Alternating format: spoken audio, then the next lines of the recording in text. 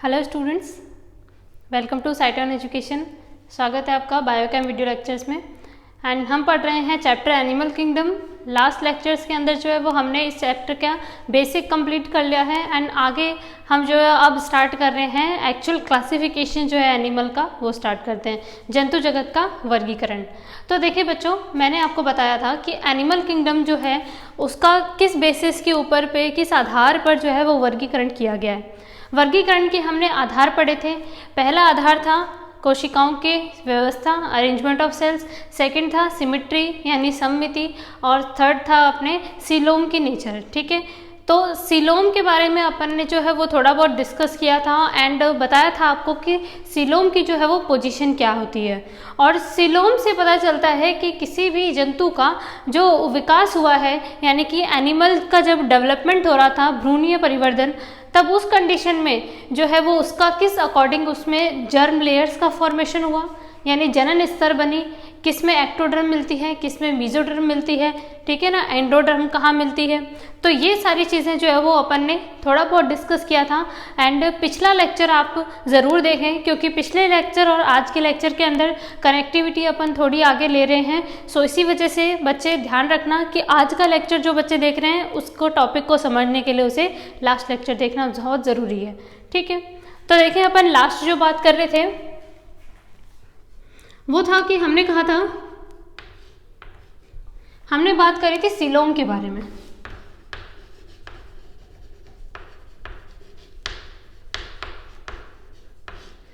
देखिए सीलोम जो है एक्टोडर्म और एंडोडर्म, ठीक है, एक्टोडर्म एंडोडर्म के बीच में प्रेजेंट जो मीजोडर्म जनन स्तर होता है, जर्म लेयर है, मीजोडर्म के स्प्लिट होने के कारण जो है बीच में एक कैविटी बनती है जिसे कहा जाता है सीलोम। ठीक है ना, क्या कहते हैं उसे, सीलोम बोलते हैं अपन।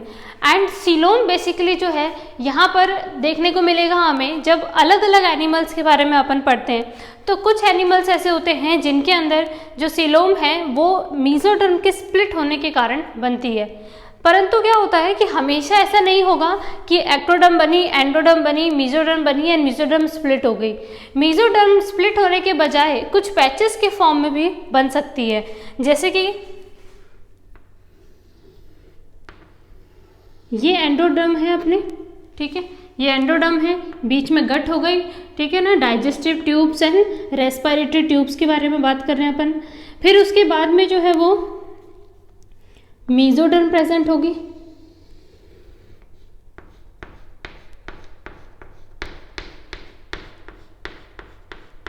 ठीक है ना बच्चों, ये मीजोडर्म है। मीजोडर्म के बाद में कैविटी प्रेजेंट है, ये कैविटी है।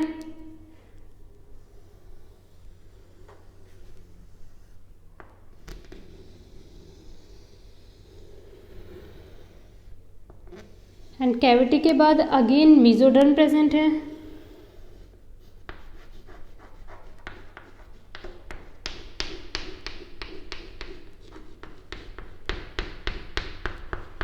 ये मीजोडर्म है, ठीक है, और फिर इसके बाहर जो है वो एक्टोडर्म प्रेजेंट है, कि कवरिंग है बॉडी की, जैसे स्किन वगैरह है। तो देखिए क्या है कि यहाँ पर हमने ये देखा कि ये मीजोडर्म कंप्लीट है, ठीक है ना, यहाँ से लेकर यहाँ तक थी, लेकिन फिर बाद में स्प्लिटिंग हो गई उनके बीच में, दोनों दूर दूर हो गए और बीच में जो जगह बच गई थी इसे कहा गया था सीलोम। ठीक है ना, हमने इसे सीलोम वर्ड यूज़ किया इसके लिए। तो coelom is a body cavity, ठीक है, बॉडी की एक कैविटी है जिसमें ऑर्गन्स जो है वो प्रेजेंट होते हैं। इनमें क्या होता है कि जैसे सपोज कि ये जो मीजोडर्म जो कि एंडोडर्म के बाहर है, इस एंडोडर्म के बाहर वाली मीजोडर्म के ऑर्गन्स जब कभी इनका साइज इंक्रीज हो जाता है, तो साइज इंक्रीज होने के कारण जो है वो ये सीलोम जो है वो इसको जगह देती है। जैसे सपोज आपने सुना भी होगा कि कभी कभी कहते हैं कि लिवर जो होता है, लिवर फैटी लिवर की कंडीशन आती है, ठीक है ना, लिवर का साइज जो होता है, यकृत का आकार वो बढ़ जाता है, ठीक है। ये लिवर जो है वो हमारी बॉडी में राइट साइड में प्रेजेंट है। फिर लेफ्ट साइड के अंदर जो है वो लिवर राइट साइड में है, तो लेफ्ट साइड में तो आपने स्प्लीन सुना होगा, ठीक है ना, कोशिका का जो अपन कहते हैं आरबीसी का जो है वो ग्रेवयार्ड है, एक तरीके का लाल रक्त कणिकाएं वहाँ पर डेड हो जाती है। तो स्प्लीन का भी आकार जो होता है वो बढ़ता है। तो अब हमने कहा कि स्प्लीन है, लिवर है या अदर कोई भी ऑर्गन है, जब उसका साइज बढ़ता है तब उस कंडीशन के अंदर सीलोम उसे जगह देती है, ठीक है ना। सीलोम उसे जगह देगी ताकि जो है वो ऑर्गन्स का साइज जब बढ़ता है तो बॉडी पे कोई नेगेटिव इम्पैक्ट ना आए। वैसे तो देखिए नेगेटिव इम्पैक्ट आएगा परंतु एकदम से नहीं आएगा, मतलब साइज बढ़ने के कारण नहीं हुए कोई दिक्कत नहीं आएगी पर्सन को। तो सीलोम एक तरीके की बॉडी कैविटी होती है, ठीक है।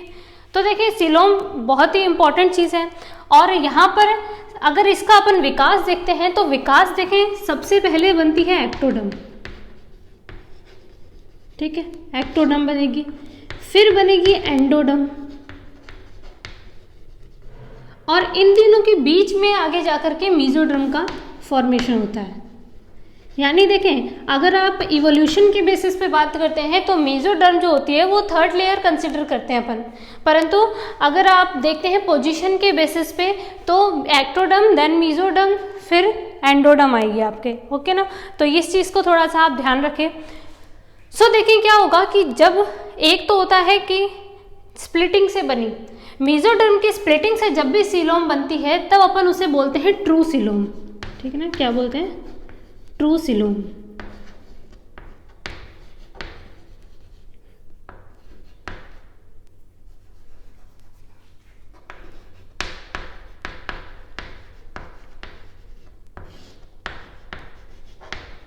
वास्तविक सीलोम, ठीक। वास्तविक सीलोम जिसके अंदर प्रेजेंट होती है उसे अपन बोलते हैं ट्रू सीलोमेट एनिमल्स, ठीक है ना। ट्रू सीलोमेट है, वास्तविक इनमें सीलोम देखने को मिलती है, यानी मीजोडर्म की स्प्लिटिंग से बनेगी, ठीक है। सेकंड होती है आभासी सीलोम,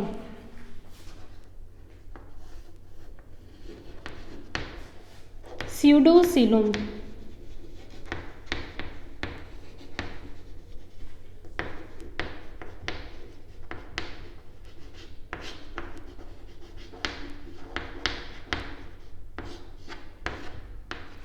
देखें स्यूडोसीलोम की अब कैसे बनेगी कि ये आपके एंडोडर्म, ठीक, ये एंडोडर्म है,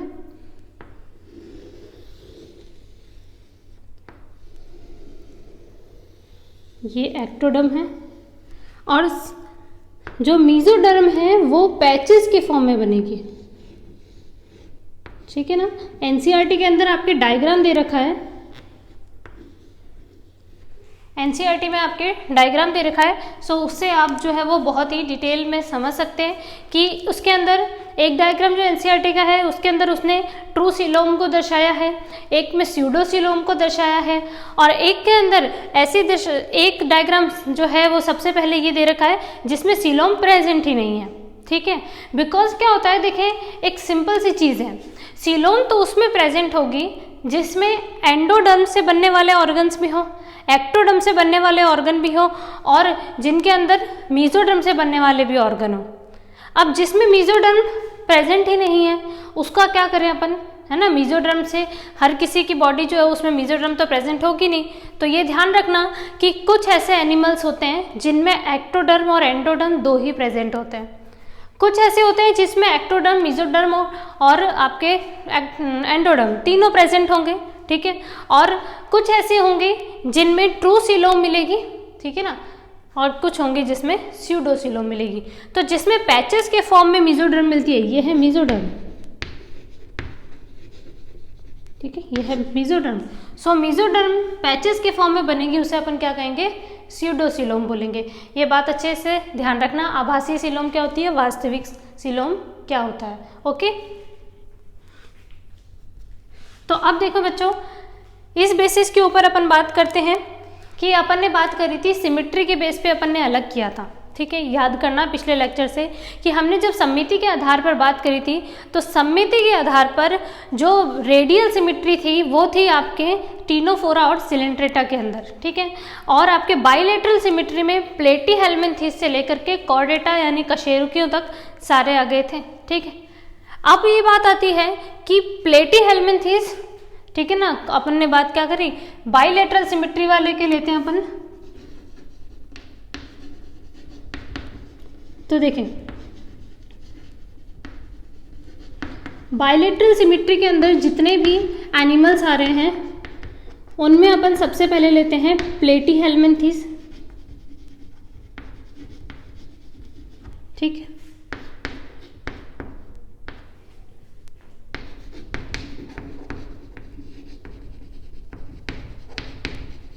एस्कीहेल्मिन्थीज,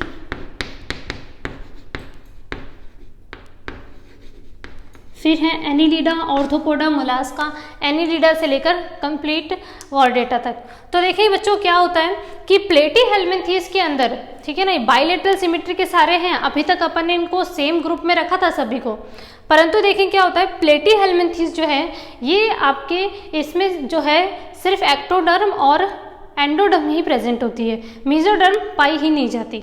ओके, सो इसी वजह से जो है वह प्लेटीहेल्मिन्थीज जो है, प्लेटीहेल्मिन्थीज जो होते हैं ये एसिलोमेट होते हैं, ठीक है ना। कैसे होंगे ये एसिलोमेट।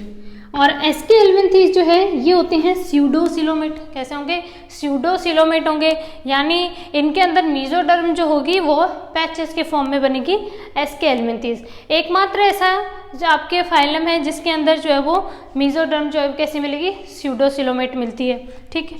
फिर एनीलिडा से लेकर कॉर्डेटा तक, एनीलिडा टू कॉर्डेटा सारे के सारे होते हैं यूसिलोमेट एनिमल्स, ठीक है ना। कैसे हैं, यूसिलोमेट एनिमल्स, यानी वास्तविक सीलोम। वास्तविक सीलोम इनके अंदर उपस्थित होती है, ठीक है। सो ध्यान रखना कि अपने को ध्यान, ये चीज़ बहुत इंपॉर्टेंट है ये जाननी कि आपके जो सीलोम होती है वो कैसे बनती है, कहाँ से बनी है और किस अकॉर्डिंग हर एनिमल में प्रेजेंट है या नहीं है। तो इस बेसिस के ऊपर आपकी एनसीईआरटी के अंदर एक टेबल दे रखी है बच्चों, उस टेबल को बहुत अच्छे से देखना आप। पहले कोशिकाओं की व्यवस्था के आधार पर अलग किया गया है, अरेंजमेंट ऑफ सेल्स के बेस पे, फिर सिमेट्री के बेस पे अलग किया गया है, और लास्ट में जो है वो उन्होंने अलग किया है सीलोम के बेसिस के ऊपर पे। तो ये 3 करके आप एनसीईआरटी की टेबल ज़रूर पढ़ें एंड उसके अकॉर्डिंग आपके सारे क्वेश्चन जो है वो सॉल्व हो जाएंगे। ओके, सो बच्चों यहाँ तक एक बार आप देखें एंड इसको नोट करें।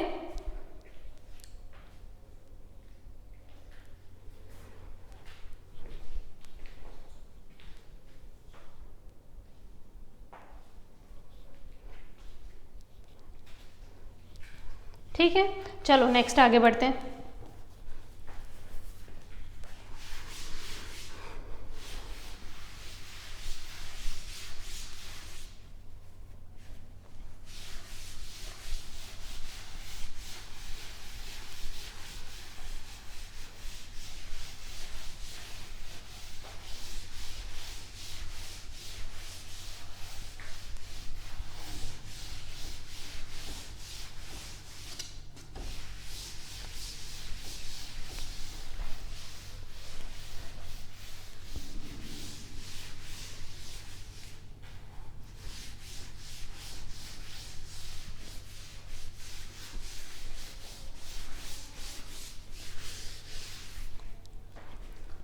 देखिए बच्चों, अब नेक्स्ट आगे है कि अब अपन फाइनली आते हैं कि क्लासिफिकेशन के ऊपर।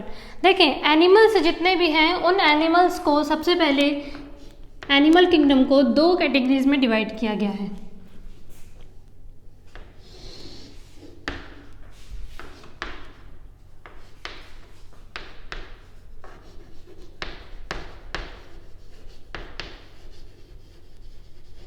एक है इनवर्टिब्रेट्स,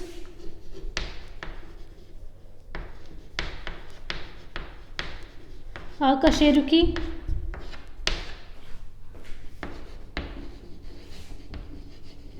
दूसरे हैं वर्टिब्रेट्स, कशेरुकी। देखें क्या मीनिंग आता है इनका।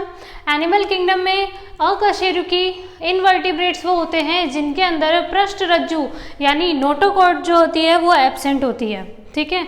नोटोकॉर्ड एब्सेंट होगी, सबसे पहला पॉइंट है।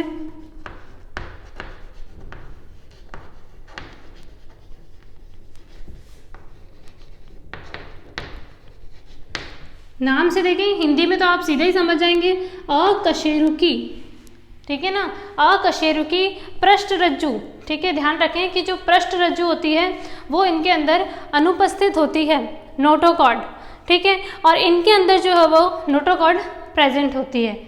देखें कभी कभी क्या होता है कि हम इसको इस तरीके से भी समझ सकते हैं, कहते हैं कि जिसके अंदर रीढ़ की हड्डी पाई जाती है, ठीक है ना, क्या पाई जाएगी, रीढ़ की हड्डी, जिसमें रीढ़ की हड्डी पाई जाती है वो तो आते हैं सारे वर्टिब्रेट्स में, कशेरुकी में, और जिसमें नहीं पाई जाती रीढ़ की हड्डी वो आते हैं इनवर्टिब्रेट्स के अंदर, ठीक है ना। इनको कहते हैं अपन नोटोकॉर्ड जो होगी इसमें एब्सेंट होगी, ठीक है। कशेरु, इसमें हमने कहा पृष्ठरज्जु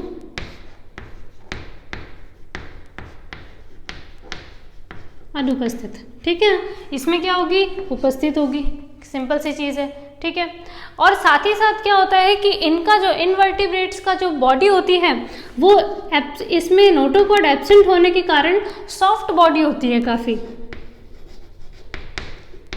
ठीक है ना, सॉफ्ट बॉडी होगी, फ्लेक्सिबल होगी,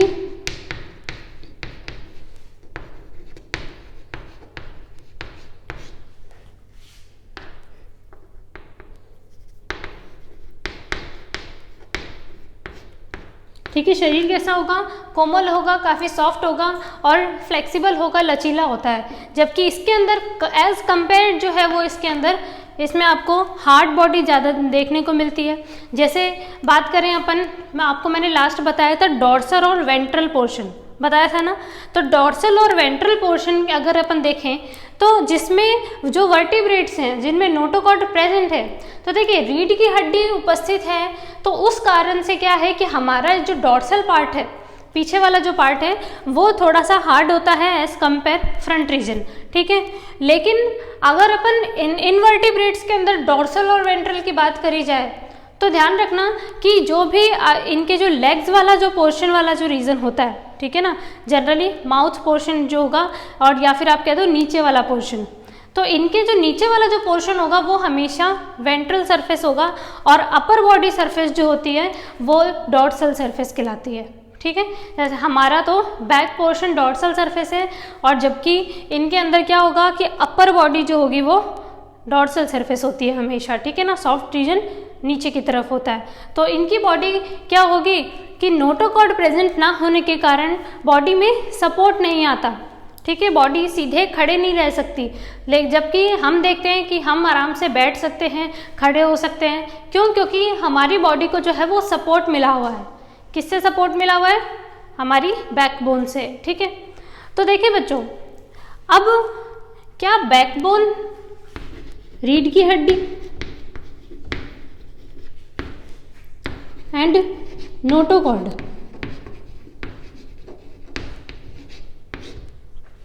ठीक है ना, बैकबोन जो है कशेरुक दंड कहते हैं इसको हिंदी में, बैकबोन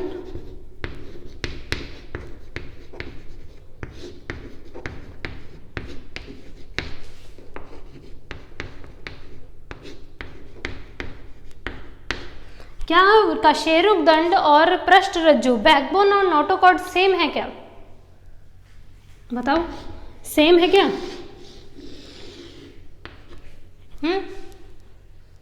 देखें दोनों में डिफरेंस है, बहुत ही थोड़ा सा है डिफरेंस। हालांकि जिसके अंदर नोटोकॉर्ड प्रेजेंट है उसमें बैकबोन प्रेजेंट होगी, गारंटेड है। लेकिन अगर अपन कहें दोनों सेम है तो दोनों सिमिलर नहीं है। होता क्या है कि जैसे अभी ह्यूमन बीइंग की बात करो, मनुष्य की, मनुष्यों में नोटोकॉर्ड जो होती है वो प्रेजेंट होती है, हम सभी जानते हैं, इसलिए वर्टिब्रेट्स में रखा गया उनको। और साथ ही साथ क्या होता है कि जैसे जैसे मनुष्य का विकास होता है, बॉडी जैसे जैसे डेवलप होती जाती है, तो उसके अंदर जो है वो ये नोटोकॉर्ड जो होती है वो रिप्लेस हो जाती है, ठीक है ना, विस्थापित कर दी जाती है, रिप्लेस हो जाएगी। और रिप्लेस होकर के उस जगह पर एक बैकबोन का फॉर्मेशन होगा, कशेरुक दंड का निर्माण होता है, ठीक है ना। तो कशेरुक दंड जो होती है वो क्या है कि रिप्लेसमेंट ऑफ नोटोकॉर्ड, ठीक है ना, रिप्लेसमेंट ऑफ नोटोकॉर्ड। तो उसको जब ये रिप्लेस हो जाएगी नोटोकॉर्ड तो बनेगी बैकबोन, ठीक। इनमें ना नोटोकॉर्ड है अकशेरुकियों में, इसी वजह से इनमें बैकबोन भी प्रेजेंट नहीं होती है, ठीक है ना। हम सभी जानते हैं कि जो ब्रेन के जो नीचे वाला जो पार्ट है जिसे कहते हैं स्पाइनल कॉर्ड, ठीक है ना, स्पाइनल कॉर्ड मेरुरज्जु। तो जो स्पाइनल कॉर्ड है उसको, वो स्पाइनल कॉर्ड के जस्ट नीचे क्या प्रेजेंट होता है, बैकबोन जुड़ी हुई होती है, ठीक है ना। और अर्लियर स्टेज की बात की जाए तो उसी जगह पर नोटोकॉर्ड जुड़ी हुई होती है, ठीक है, ये ध्यान रख लेना आप। तो नोटोकॉर्ड जो होती है उसके ऊपर जो है वो एक कॉर्ड लाइक स्ट्रक्चर प्रेजेंट होती है। जब वो वर्टिब्रल कॉलम यानी कशेरुक दंड में बदल जाती है तब जाके नोटोकॉर्ड जो होती है वो रिप्लेस हो जाती है, एंड हमें जो सपोर्ट मिलता है वो सपोर्ट मिलता है बैकबोन से, ठीक है ना, जो यंग होता है उसे। तो ध्यान रखें इस चीज़ को। क्या क्या चीज़ें हमने पढ़ी अभी, सबसे पहले कि इनवर्टिब्रेट्स क्या है और वर्टिब्रेट्स कौन से एनिमल्स होते हैं।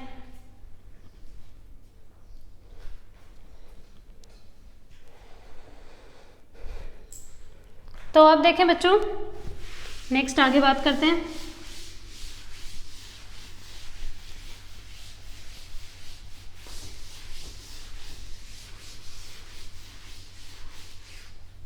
देखिए क्या होता है कि दो चार चीज़ें हैं वर्टिब्रेट्स के अंदर, आपको जो है वो कुछ लक्षण पूछे जाते हैं इनके, ठीक है ना, कुछ कैरेक्टर्स पूछे जाते हैं। तो पहला कैरेक्टर तो आप वर्टिब्रेट्स का यही बताएंगे कि नोटोकॉर्ड प्रेजेंट है।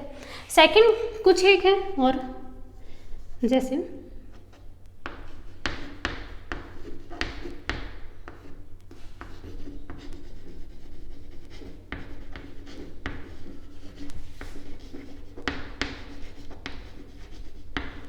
फेरेंजियल गिल स्लिट्स, ठीक है ना, फेरेंजियल गिल स्लिट्स। देखें क्या है, अपने माउथ, ठीक है ना, माउथ वाला जो पोर्शन है, माउथ वाले पोर्शन में फेरिंग्स पाए जाते हैं, आप सभी जानते हैं, ठीक है ना। अपने डाइजेस्टिव सिस्टम जब आप पढ़ेंगे तो उसमें ध्यान रखना कि हमारे अंदर क्या पाया जाता है, फेरिंग्स पाया जाता है, ठीक है ना। और इसी अकॉर्डिंग जो अपन मछलियों की अगर बात करते हैं पीसीज की, तो मछलियों में देखने को मिलता है कि उसमें गिल्स पाए जाते हैं सांस लेने के लिए, ठीक है। तो फेरेंजियल गिल स्लिट्स का प्रेजेंट होना, फेरेंजियल गिल स्लिट्स का प्रेजेंट होना भी वर्टिब्रेट्स का ही कैरेक्टर होता है, लक्षण होता है। तो पहला तो उसमें हो गया नोटोकॉर्ड का प्रेजेंट होना, सेकंड हो गया फेरेंजियल गिल स्लिट्स का प्रेजेंट होना। यानी कि कोई भी एनिमल है अगर वो डेवलप हो रहा है, ठीक है ना, पूरी तरह से विकसित नहीं है, तो उसके लार्वा को देखकर जी, ठीक है, लार्वा को देखकर और उसकी जो कुछ महीने का अगर अपन देखें ना कि अनडेवलप्ड कोई एम्ब्रियो है, उसे देखकर ये पता किया जा सकता है अगर उसमें फेरेंजियल गिल स्लिट्स हैं, नोटोकॉर्ड है, तो वो पक्का कैसा है, वर्टिब्रेट्स है, ठीक है ना, कैसा है, वर्टिब्रेट्स। अगला आता है अपने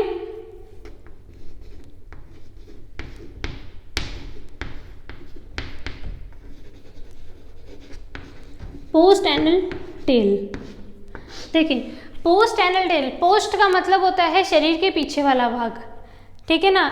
पोस्ट एनल टेल, एनल वाले रीजन के ऊपर जो है वो एक पूंछ उपस्थित है, ठीक है ना, पूंछ समान संरचना जो है वो अगर उपस्थित होती है तो उसे अपन कहते हैं पोस्ट एनल टेल, ठीक है। तो वो बॉडी के हमेशा क्या मिलेगी आपको, पीछे की तरफ देखने को मिलती है, ठीक है ना। तो पीछे वाले पार्ट में आपको देखने को मिलती है, पोस्टीरियर पार्ट में मिलेगी। तो post anal tail, pharyngeal gill slits और वर्टिब्रेट्स में नोटोकॉर्ड का प्रेजेंट होना, ये कशेरुकियों का लक्षण है। इसको नोट डाउन करें, बहुत इंपॉर्टेंट है आपके लिए।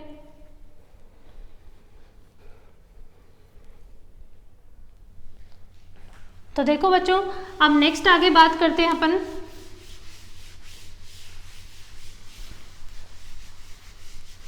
देखिए अब क्या करना है हमें आगे कि इनवर्टिब्रेट्स और वर्टिब्रेट्स, ठीक है ना, अकशेरुकियों के अंदर हम कुछ फाइलम पढ़ेंगे, ठीक है, और वर्टिब्रेट्स के अंदर कुछ फाइलम पढ़ेंगे।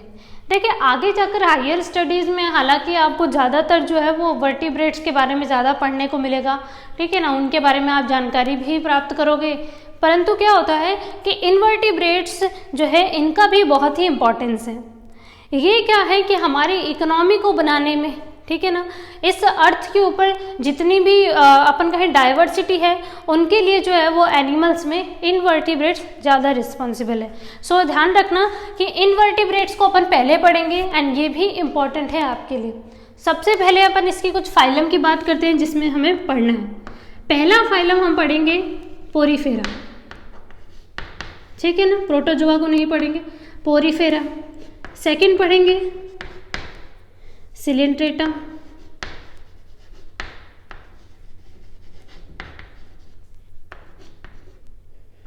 फिर है टीनोफोरा,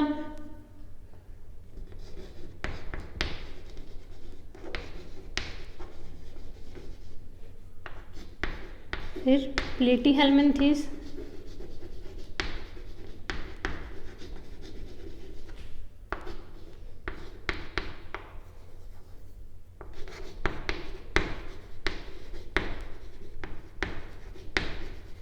फिर एस्केल्मिन्थीस,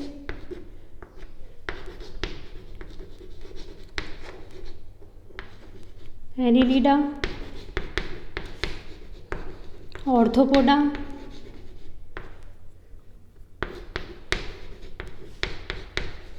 मोलास्का,